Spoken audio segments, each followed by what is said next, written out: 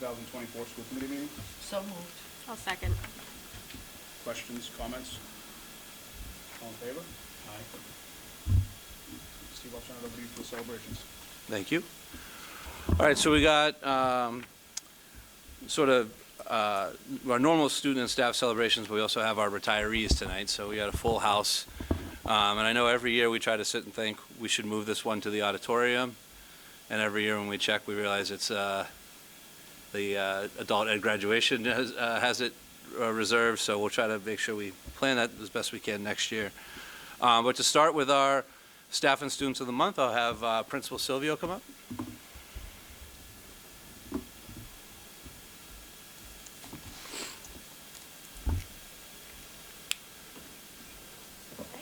I am going to start by recognizing Mrs. Falconer. Come on up.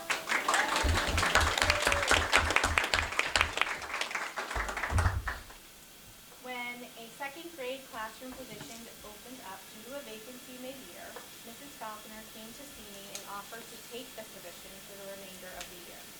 One thing I remember her saying when she was in my office is the kids deserve some consistency, and I taught everything in second grade except for apple seeds, but I'm sure my team will help me learn it. Mrs. Falconer did exactly this. She jumped in with the support of her second grade team, cleaned the classroom, established the community, learned and implemented the curriculum in a beautiful way. Coming into a teaching position in an established classroom is challenging for even the most seasoned teacher, and she did this without hesitation, without a complaint, without expecting anything. But I want to just circle back to the words I remember her saying: the kids deserve the consistency. This act exemplifies an educator that does things in the best interest of students. Mrs. Falconer, I sincerely appreciate you stepping in with the kids at the core. This action was a bright light for our students and for me in a stressful time. You've done a wonderful job. I also appreciate the second grade team for helping me out.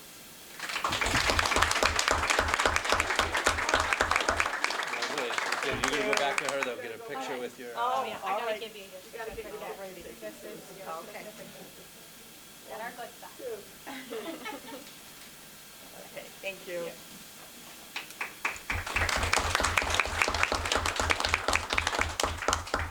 And now our student of the month, I would like to invite Isabella Coelho on up with me.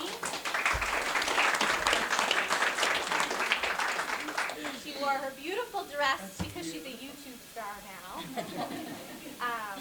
At CES, one line from a vision we strive to achieve every day is, we recognize and celebrate that all students are unique and have differences, and we take pride in getting to know our students in order to make learning accessible for each of them. Bella was nominated by many staff that she had through her years at CES. She was recognized for her growth as a fourth grader for those of us who have had the privilege of watching her grow through her years with us at CES. Bella is determined and persistent with a beautiful balance of empathy. These characteristics that will carry her so far on her journey. She is responsible and a leader at CES, and CES is a better place with her as part of our community. Her teachers and peers in the numerous nominations I received about her describe her as kind, empathetic, an encourager, a helper, responsible, and she is the definition of joy and happiness. Bella came out of her shell this year, and she performed in the school play and participated in the autism awareness production, which were huge steps given her shy nature. When I told Bella this exciting news, she promised me that she would only get better and continue her excellence in the middle school, and that she will come back and visit me at CES. Is that right? Yeah, that is right. All right, so here's your certificate.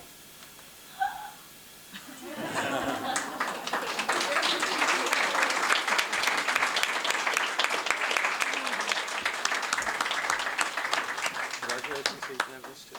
Oh yeah, sure. Thank you. Thank you. Congratulations. Thank you. It's really happy. All right, next will be Principal Lamontagne, and Assistant Principal Seed, I think, for theirs.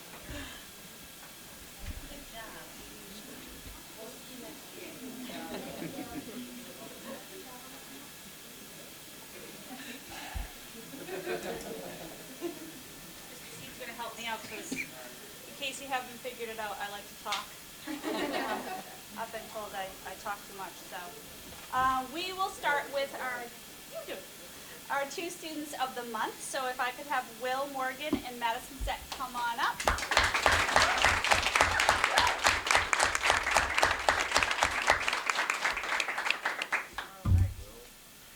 I'm going to start with Will, 5th grader. Will is the kind of student every teacher dreams of having in their class. Each day, he enters the classroom with a bright smile and an eagerness to learn. His kind demeanor and constant willingness to help others makes him a fantastic classmate. Will goes out of his way to ensure everyone feels included, fostering a welcome and supportive environment in class. In addition to his kindness, Will is always ready to assist his teachers and demonstrates respect and politeness to all adults throughout the school. Academically, he excels and actively participates in classroom activities and discussions, contributing meaningfully to the learning experience. Will embodies the quality of an exemplary student and is a joy to have in class. Congratulations.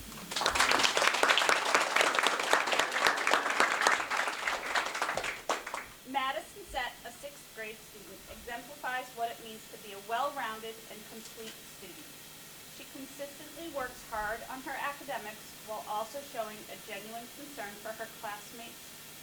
Madison is always willing to lend a helping hand to her peers, fostering a supportive and collaborative classroom learning environment. Her positive attitude is evident as she enters every room with a bright smile, eager to start the day's activities. Madison's enthusiasm for learning and her kindness towards others makes her a standout student. It has been an absolute pleasure to have Madison in class this year.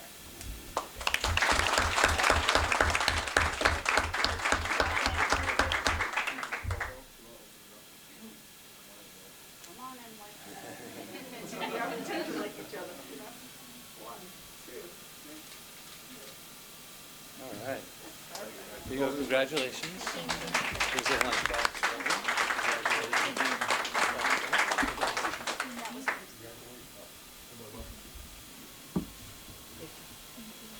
Okay.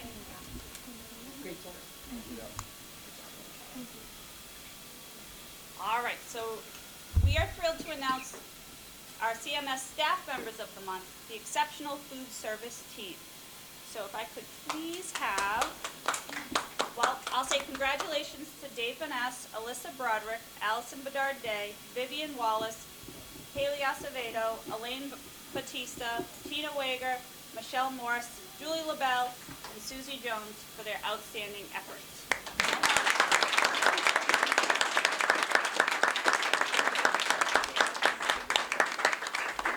So this team goes above and beyond each day to ensure our students and staff receive delicious, nourishing meals.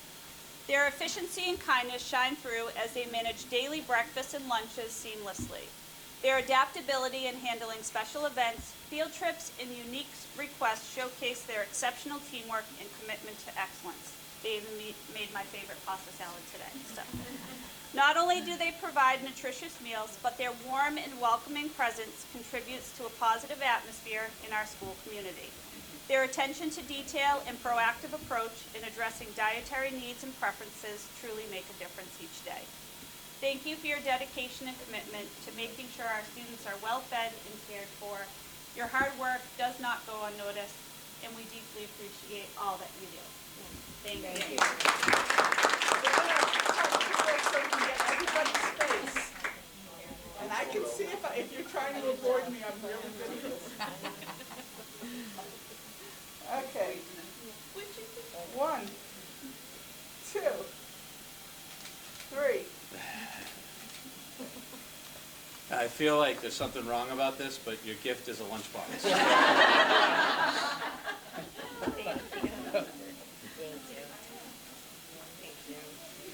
you. Thank you. Thank you.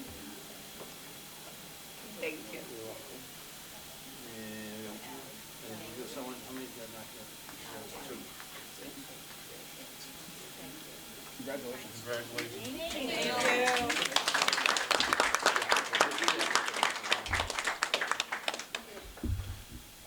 All right, so now we're going to start transitioning to recognizing our retirees. We have one retiree at the middle school, so Representative Kilcoyne is here to present our retirees with citations. I don't know if you want to explain a little bit about what those are. Sure. So hello everybody. For those that don't know me, I'm Meg Kilcoyne. I'm state representative for Clinton and the 12th Worcester District. And one of the things that we get to do, one of the better parts of being a state representative is we love to take opportunities to recognize incredible and extraordinary achievements. And so one of those includes being a teacher is one of the most honorable professions you can do. My sister's an elementary school teacher as well. I know how hard some of the days can be, but the work you do is so important. So all that said, what I have here for the retirees are official House citations from the House of Representatives. So this is just an example of one. It will, I guess I'll just read them because they all say the same thing, but this is a way of recognizing what we want to honor and commemorate as a very special career and your service to your community and the whole town. And so what it says, be it hereby known to all that the Massachusetts House of Representatives offers its sincerest congratulations to, and all the teachers will be listed, and it will list the years of service each of you have done. And this is signed by the entire membership. It extends its very best wishes and expresses the hope for future good fortune and continued success in all endeavors. Given on this day, the 20th of May, 2024. It's signed by both the Speaker of the House and myself. So it's a small way that we can recognize your incredible career and to thank you for all you've done for Clinton students in the town. Thank you. And our first retiree is from the middle school. So I am honored to acknowledge the retirement of Robin Quist, who has dedicated 30 remarkable years to education. Robin's contributions to the band program at CMS have been nothing short of extraordinary. Her relentless efforts have expanded opportunities and enriched experiences for both students and the broader community. She has tirelessly organized community events from parades to performances, ensuring that the joy of music resonates throughout Clinton and the surrounding towns. Robin's commitment to education extends beyond her musical talents. Her dedication is also evident in her personal hobbies, such as knitting, which she generously shares with various community organizations. Her passion for work, her program, her students, and her colleagues is truly inspiring. Is it knitting? Yes. Okay. We went back and forth if it's knitting or crocheting. Okay. The field of education is a close-knit community that often comes full circle. Robin and I share a special connection that highlights this fact. In 1999, as a first-year teacher, I had the privilege of teaching her son, Caleb. It's remarkable how our paths have crossed again this year, marking her final year of teaching. It's incredible that she was part of my first year in teaching, and I have been part of her last. Working alongside her has been an honor and a privilege. I wish Ms. Quist a retirement filled with music, good health, peace, and happiness. Thank you for your outstanding service, Robin. Your presence will be deeply missed by all of us. Thank you.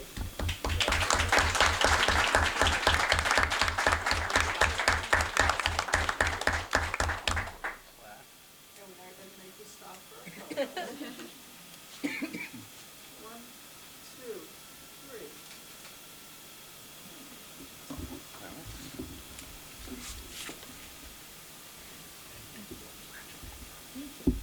And then Principal Cermak's going to come up where the bulk of our retirees are. Good evening, everyone. I'm going to first start with Mrs. Libby Swetland. And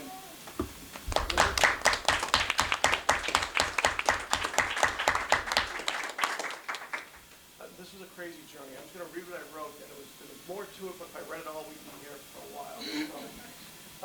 I first met Libby Swetland approximately 39 years ago when I was in high school. Libby had just begun as an administrative assistant at Clinton High School, and I was in my freshman year.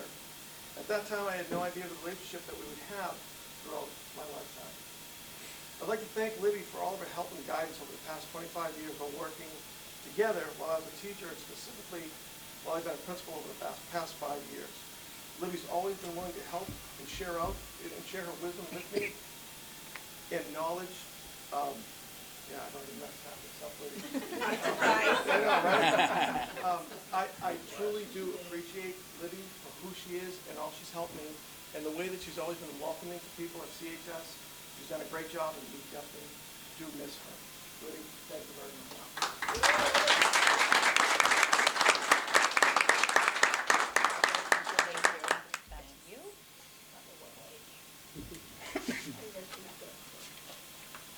One, two, three.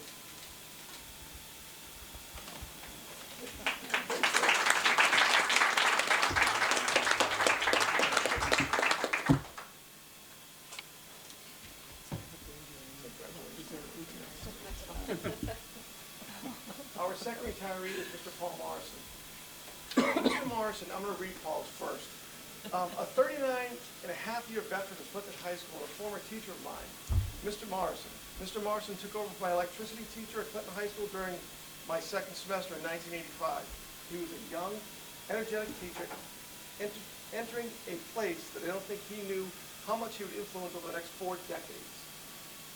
Not only did Mr. Morrison teach shop classes at the old high school, he was also innovative and brought in new courses such as Engineering Future, Digital Media, and our robotics program, just to name a few. As a legacy, Mr. Morrison leaves us the CHS robotics program, which started out as U.S. First Robotics. The U.S. First Robotics program began in the 91-92 school year. This was also the year that Clinton High School won the very first robotics championship, making our program the best in the country. Mr. Morrison is that teacher who always has students' best interest at heart. For this, I would like to say, thank you, Mr. Morrison.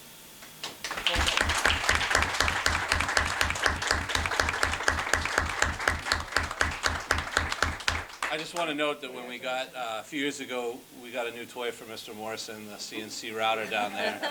And after he got his new toy, I said, hey, Paul, you think you can do some plaques for the retirees? So he's been doing them now for a few years, and he always joked he had one with his name on it, but here he's finally come through. Great. Paul, you do have to get your brother there. Just make sure you don't stand in Please front of the put it back. representative. I saw. 1, 2, 3. I got a new phone number, so I'll forward that to you. You put on the back of his plaques by Paul and put a phone number. I got a new phone. I'll give you my number. I did get it before you. Mr. Morrison. Next, we have Marilee Kuczynski. I don't believe she's here with us tonight. Ms. Kuczynski began her tenure as a special education teacher at Clinton High School in October 1983, giving her 40.8 years of service to the Clinton Public Schools.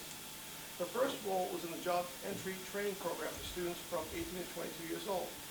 Marilee then moved to CMS, where she would continue with the Vocational Educational Alternative Program before coming to the new high school in 1998. Here she had an intricate role in forming our current FATE program. This program prepares students with life skills for the future. Along with the FATE program, Marilee worked with the Department of Education in creating the ALT assessment for MCAS. In discussing Marilee's career at CHS, she mentioned all of the positive mentors she had along the way and how she always felt supported by the administrative staff. I'd like to thank Marilee for 40-plus years of service to our students and to the public schools.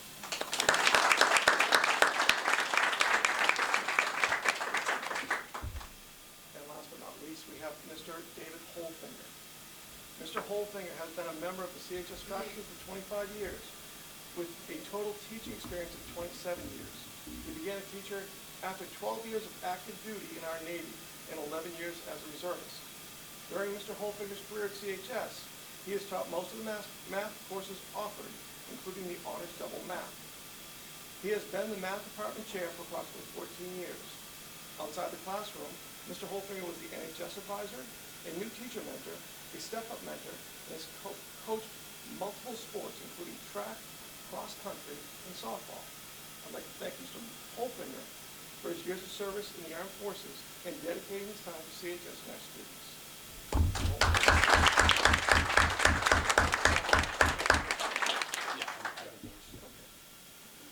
All right, and then our final retiree is from our special education office, so Assistant Superintendent Braverman, come on up.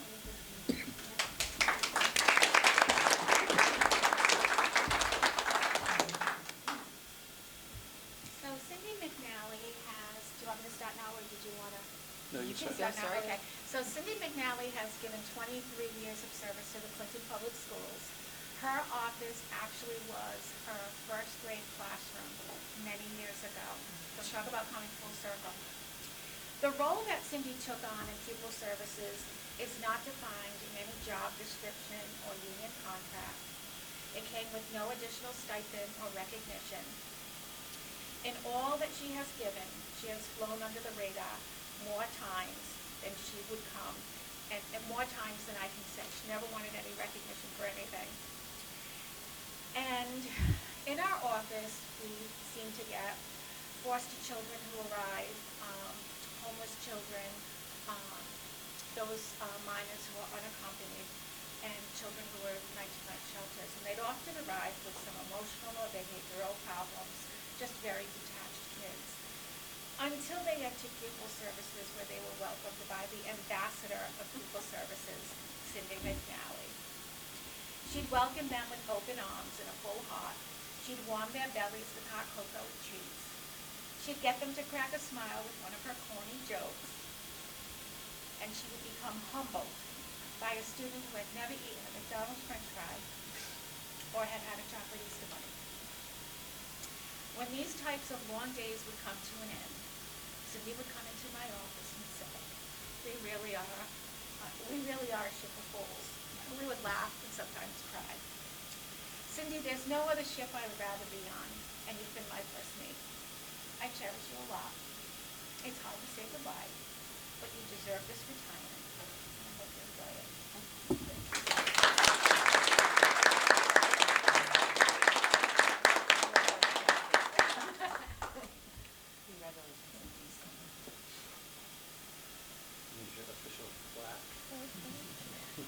Okay, so I'll get together. Get together for photo. 1, 2, 3.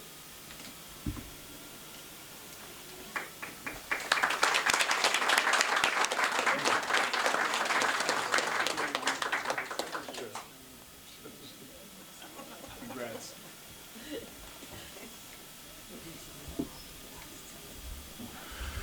All right, that concludes our recognition portion of the evening. So, Mr. Chair, I would ask that maybe we entertain a 15-minute recess. We do have some cake back here for anyone that wants a piece of cake or to take pictures, and then we maybe can resume the meeting at 7:40. So moved. Yeah. Pound it. There you go.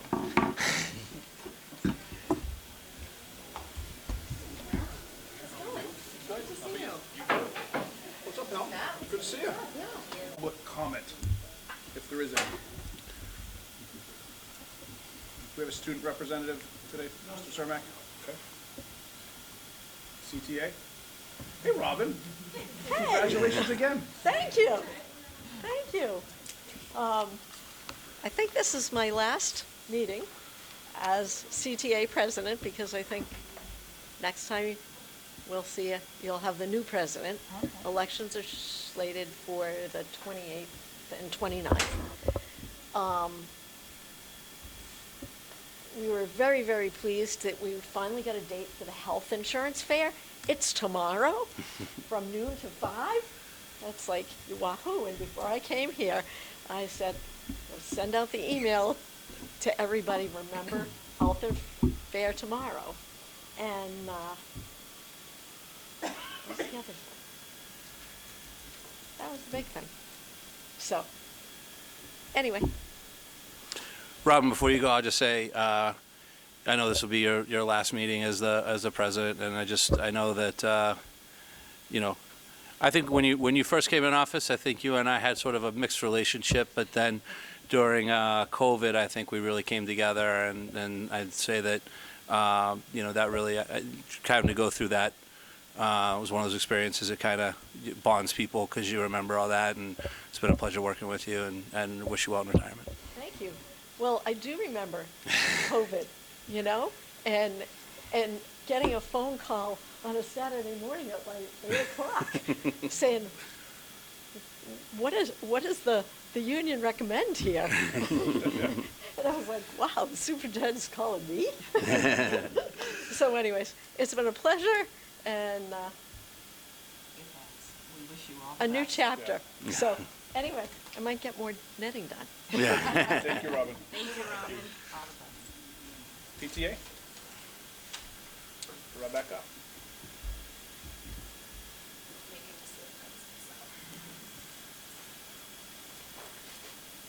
All right, short and sweet tonight.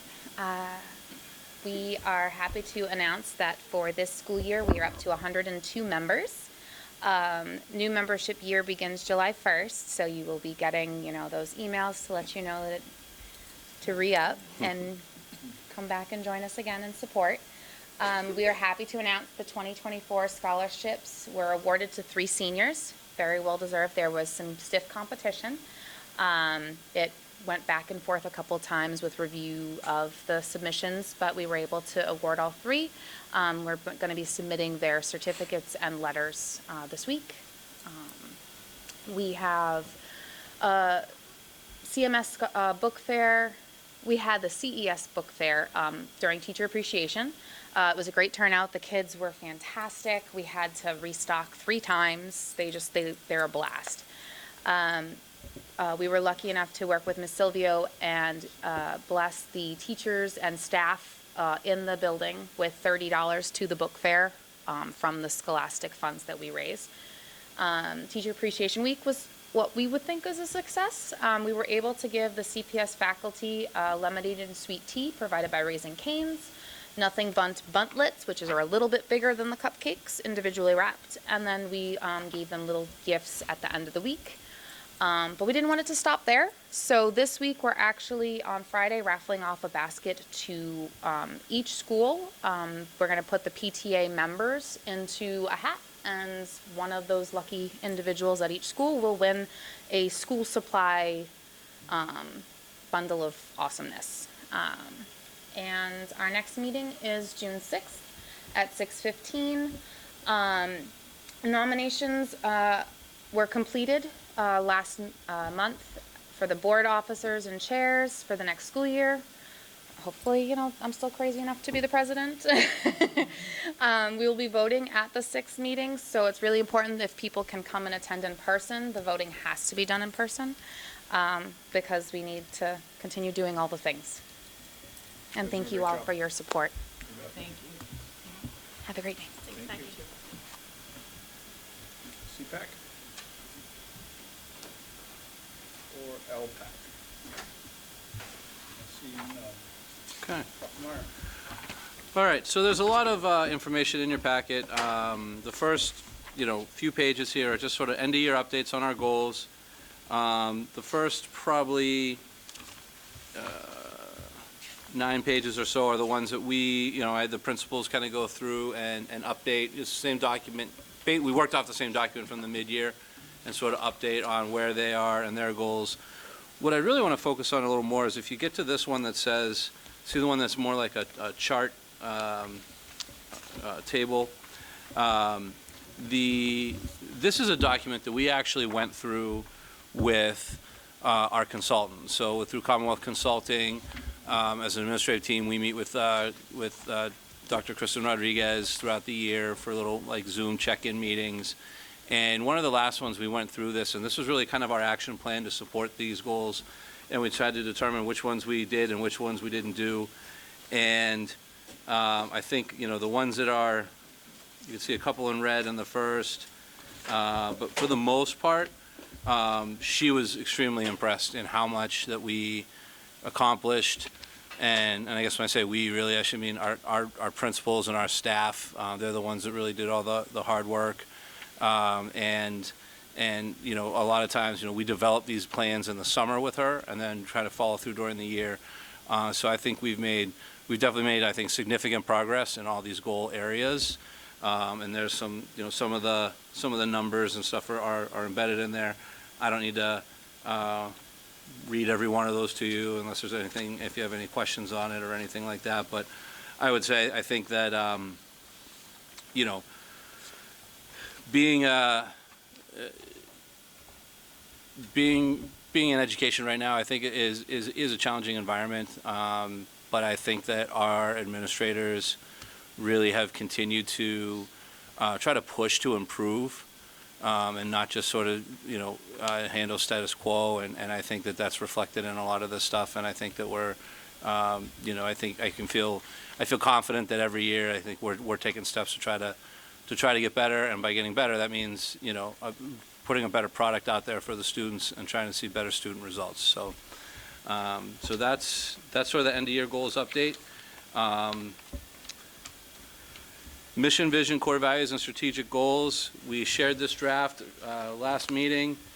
I sent out a survey. We got literally we got 8 responses on the survey with people providing feedback to it, and I'll tell you, it was kind of interesting feedback because it's that type of feedback that was sort of what you would see in today's environment that was very polarizing. It was either they felt this document either wasn't far enough, wasn't going far enough, or went way too far. But there definitely were some respondents who definitely tried to provide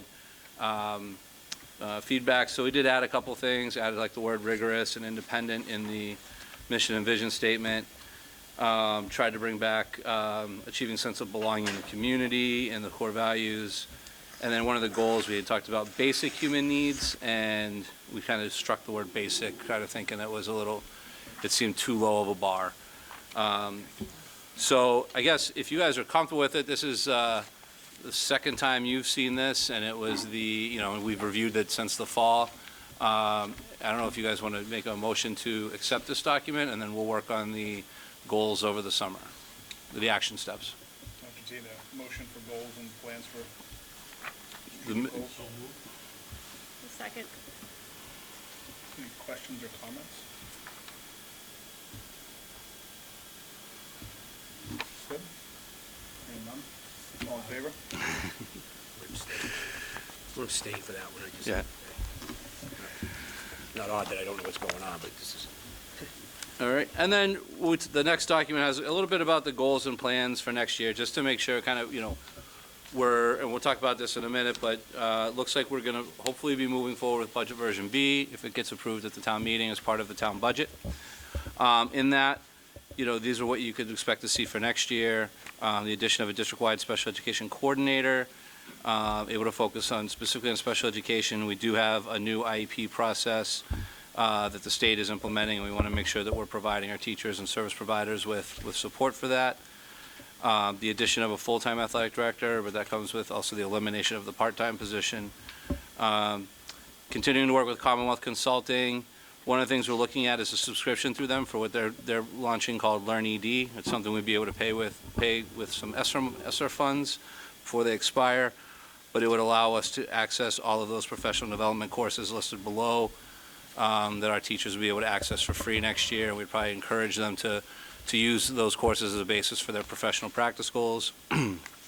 We're also looking at, we booked a professional development on artificial intelligence.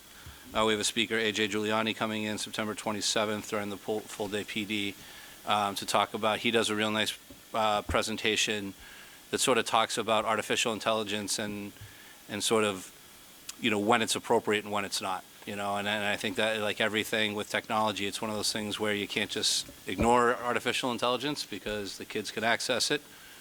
So you either got to plan so you have assignments where using AI is fine, or plan with assignments where, using AI is not, and if those are the case, how do you ensure that, right? So, and then also, how can you use AI as a teacher? So that's something that we'll be bring in. You can see also with the Commonwealth Consulting, one of their courses is Unlocking the Power of Artificial Intelligence in Your Classroom. At the high school, you should see the development and piloting of early college and career innovation pathways. Obviously, we have early college kind of going, but we're going to continue probably working with specialized career guidance consulting. That would be a grant-based thing for the career pathways. We have added a position of an early college and career guidance counselor. That was one of the things that was sort of a hold-up to us getting a designation as an early college pathway in the past, is that we didn't have sort of a dedicated staff member oversee it. So we're hoping that we can continue to move forward towards getting those formal state recognition for those pathways and continue to build those out.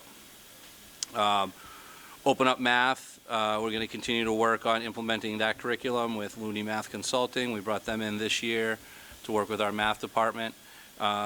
We are hiring an additional math teacher, and I think one of the math teachers is already hired and actually has some experience with working with Looney Math Consulting from our other districts, so it'll be a good fit.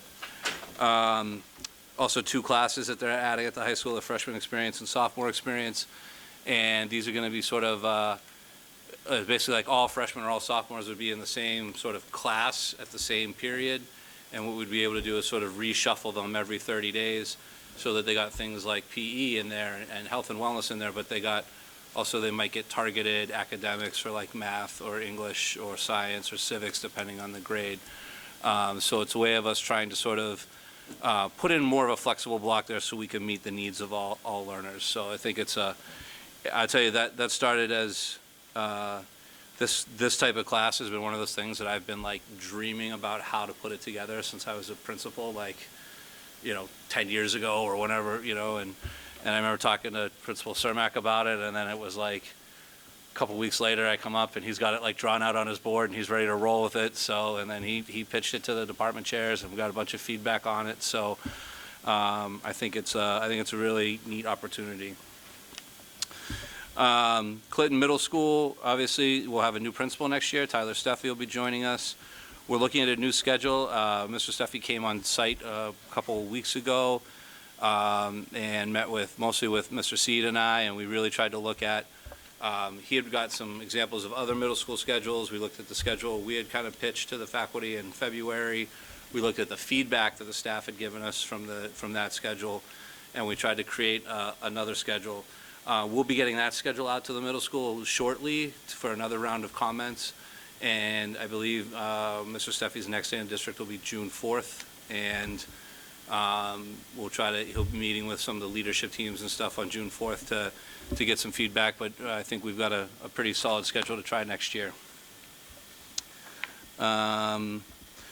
We'll be doing Eureka Squared, which is sort of a new version of the Eureka Math we normally do. It's an updated version. I think one of the things that improves accessibility for all learners. We'll be doing that in the elementary school and up through grade 5. Some of the open up, when I work with Looney Math Consulting, some of that will go down to work with the math teachers who are using Open Up Math. We have 2 summer curriculum teachers who put together 2 proposals that we're going to look at for grades 8 history and grade 6 science. And we'll probably use some ESSER funds to let them do some planning over the summer. Grade 8, really, if you know, they now instituted a new civics exam in grade 8. And so one of the things we want to look at is now that we've kind of seen that exam a little bit, it was piloted this year, we want to look at that grade 8 curriculum and scope and sequence and make sure that we feel like we're embedding the right concepts for the civics exam. And then grade 6, just sort of the nature of their schedule, you want to kind of go through and help support those teachers with some scope and sequence type work so we can try to make sure that we're covering the necessary building blocks for grades 7 and 8. And we're going to be implementing co-teaching for special education in grades 5 and 6, and there will be an additional special education teacher hired at the middle school. And at the elementary school, I mentioned they'll be K to 5, they'll be going to the Eureka Squared. They'll be doing the expansion of co-teaching for English learners. They'll have an additional reading specialist, and we are exploring some additional Tier 2 and Tier 3 reading interventions, and the state has been coming out with some of those trainings, and we're keeping an eye on that. And just they're still continuing with state-supported and funded programming. Apple Seeds, the implementation training of the early literacy program. ST Math, which is a non-language-based math program, so it's like it's really, I think it's fun, but it's like a lot of little puzzles and things that you need to figure out mathematic patterns and relationships and stuff, but there's no words to it at all. There's no directions, there's no word. So the idea is it's trying to get you to build those concepts and solve those puzzles without a language barrier. And then Ignite Online Reading Tutoring. That was one of the ones that was paid for by the state this year. If you remember, we had included it in the preliminary budget. We cut it from the preliminary budget but it does look like the state is going to fund us again next year, so we will probably be able to continue that through state funding. And that's just pretty much an overview, I think, of just sort of those, what you could hope to see next year. Obviously, we'll keep you posted either through the summer or the beginning of the year if anything, any major changes. Obviously, things can change as students change and that kind of stuff, but that's the direction we're heading. Any questions on that? All right. In terms of the budget, the latest cherry sheet that's been published is in your packet. You can see that Chapter 70 increased for us by about, it was like 30, what do we got there? $36,000 or something like that. But, you got to look at it fairly and look and say, well, unrestricted government aid to the town also dropped, $56,000, right? So at the end of the day, if it was, close to a wash, if anything, it might have been negative towards the town overall. But we do have, we did receive word from the Finance Committee that they are supporting our Budget Version B as presented for their budget.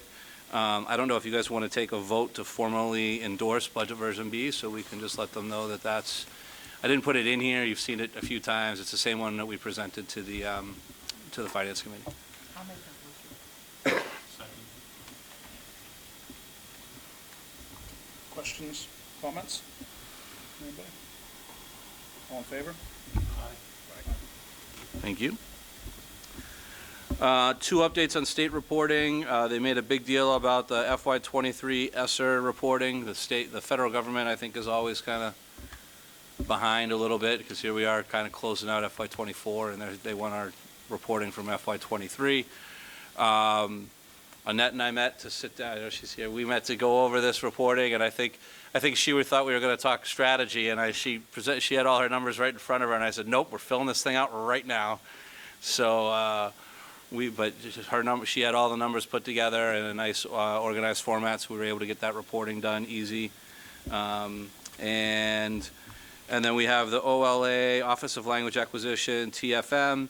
That's our tiered focus monitoring. So there's 3-year cycles where they come and look at things. And I know it probably seems like we just got done talking about a special ed TFM, but here we are with our self-study for the Office of Language Acquisition, or basically, English as second language, EL, multi-learners, all the different acronyms you might hear.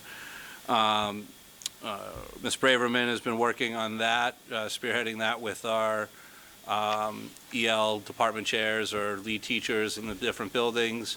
That's due at the end of the month, and I think they've made pretty good progress on it, and we're definitely on track to get that submitted on time.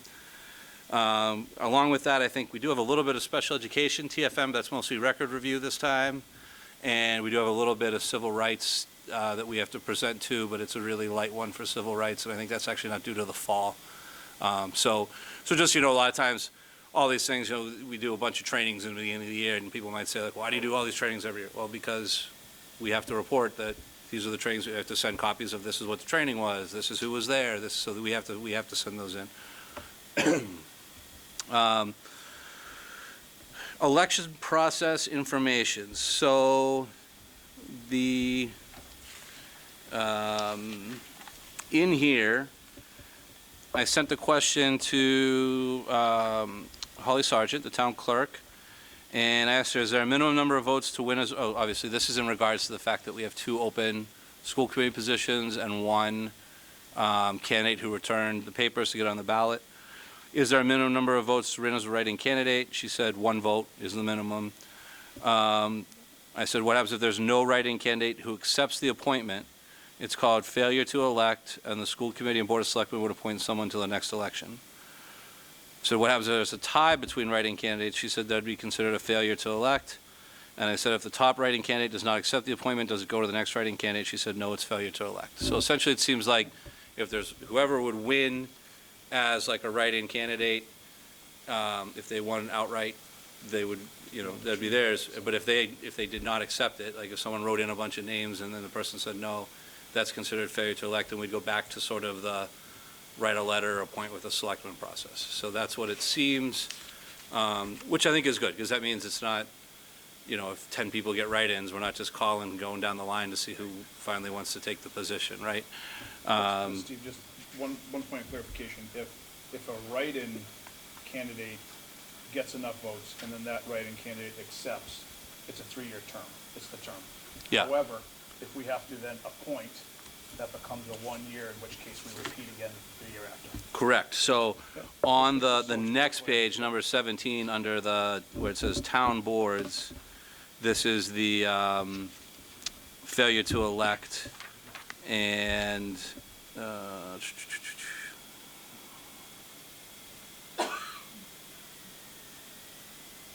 yeah, and they perform the duties of the office until the next town election.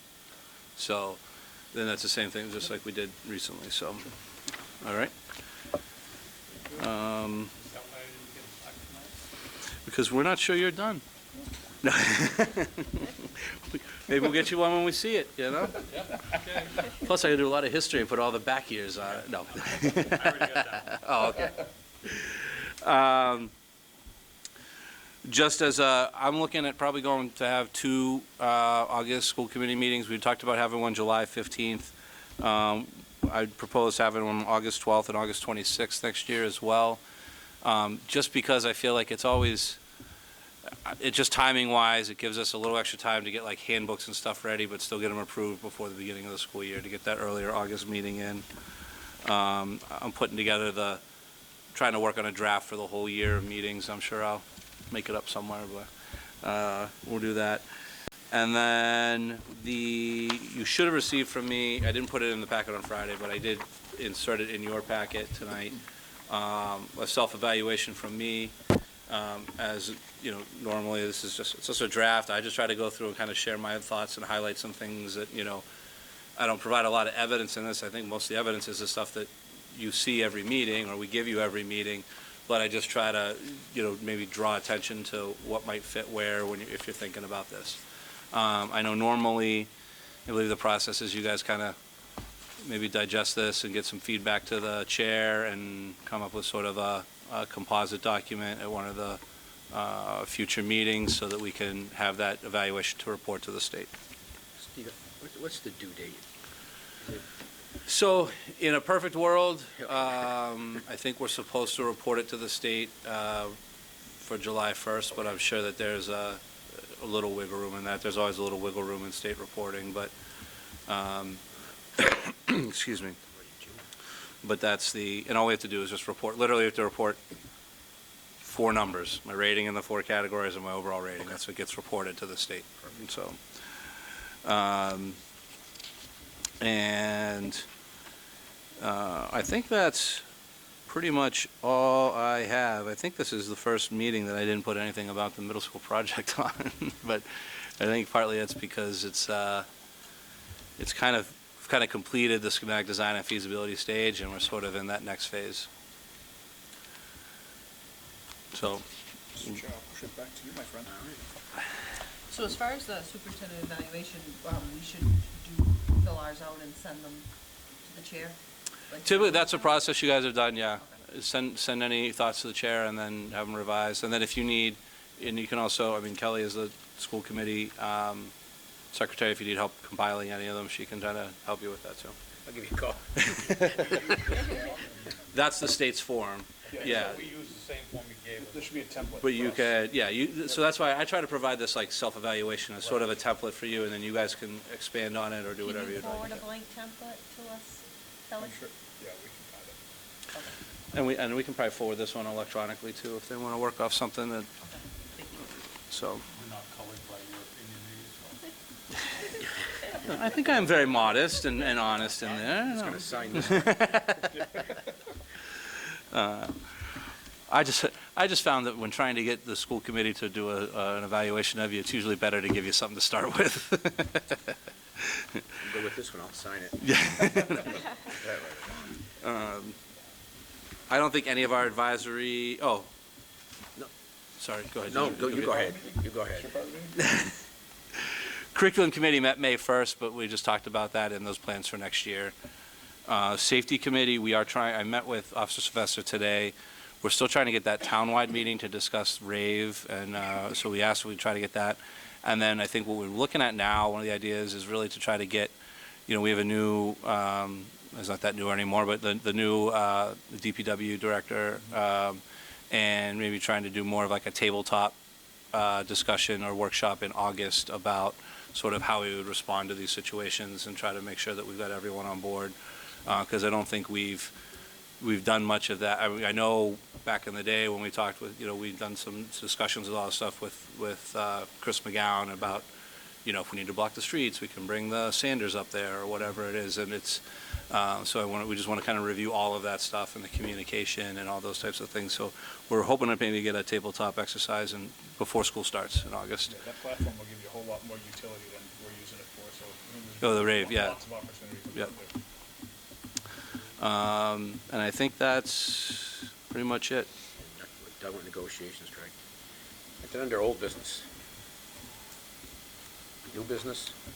Not necessarily new, but I did want to give a shout out to Selectman and Chairman Kobus and Mike Ward and the Select Board for opening up Town Hall for the kids this weekend. It was pretty unexpected that we had a ton of rain, and for all indications, I think prom went off really well, and just another example of, I think the town just always shows up for the kids. So, I know it was kind of a last minute thing, but they opened the doors, the kids got their pictures, they all looked great. So kudos to the town for being there for the kids on that one. Anything else? I got something I'll share. It was an email I received today at 2:20, forwarded to me from Mr. Cermak. This was received today from Steve Dozinski, the Assistant Director at the MIAA, and it was addressed to Ava Askren. It says, Ava, congratulations. You've been selected as the MIAA Student of the Month for April. You were selected from a number of nominations from across the state of Massachusetts. I also want to thank the person that nominated you, Ms. Angela Kaiser. She took the time to complete the application and list your impressive accomplishments. As impressive you are in the field and tracks, your academic successes and community service are tremendous. This year, in addition to the plaque and $1,000, we'd like to honor you with a segment on Franklin TV. This can be scheduled at a later time and will feature students from April and May. Congratulations. We're excited you're part of our association and proud of your accomplishments. So, that was a Impressive young lady. yeah. And I don't know if there's any other new business, but we do not need to enter into executive That's what I session. was asking. Yeah. Appreciate it. All right, anything else? Oh, there you were. Usually right here. I thought you took off. I'll make the motion to adjourn, Mr. right. Chair. I'll second. Favor? All right.